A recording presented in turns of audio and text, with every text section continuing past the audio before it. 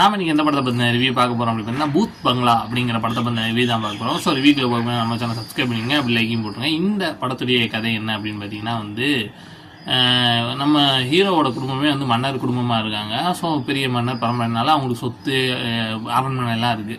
So நம்ம hero அவர் தங்கச்சி கல்யாணத்தை அங்கே நடத்தணும் அப்படிங்கிற மாதிரி முடிவு பண்ணுறாப்புல. ஸோ அங்கே என்ன சொல்கிறாங்கன்னா, இங்கே உங்கள் கல்யாணத்தை நடக்காதீங்க, இந்த பங்களா கொஞ்சம் பயங்கரமான பங்களா, இங்கே நடத்துனீங்கன்னா உங்கள் தங்கச்சிக்கு உங்களுக்கு தான் பிரச்சனை அப்படிங்கிற மாதிரி சொல்கிறாங்க. இருந்தாலும் அதை பெருசாக ஹீரோ கண்டுக்கிறாமல் அங்கே நடத்தலாம் அப்படின்னு முடிவு பண்ணுறாரு.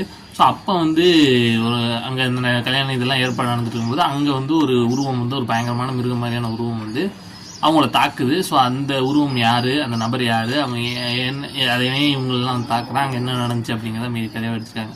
ஸோ அந்த படம் ஆரம்பிக்கும் போது காமெடியாக தான் கொண்டு போனாங்க. அப்புறம் இந்த மாதிரி ஹாரர் சீன்ஸ்லாம் இதுக்குள்ளே கொண்டு அதை வேறு மாதிரி கொண்டு போக ஆரம்பித்தாங்க. ஸோ ஹாரருமே பெருசாக ஒர்க் ஆன மாதிரி தெரியல, காமெடியுமே ஓகே ஓரளவுக்கு ஒர்க் ஆச்சு. சில சீன்ஸ்லாம் பார்க்கும்போது ரொம்ப வியர்டாக இருக்குது. நான் மேபி அங்கே பார்ப்பாங்களான்னு தெரில, நம்ம ஊரில் பார்க்கும்போது சில சீன்ஸ்லாம் கொஞ்சம் அப்படி தான் இருந்துச்சு. ஸோ ஃபேமிலியோட பார்க்குறது தவிர்த்து நல்லது தான் சொல்லுவேன். ஸோ இதுக்கு எவ்வளோ ரேட்டிங் கொடுக்காங்கன்னா 5க்கு ஒரு 2.7 கொடுக்கும்.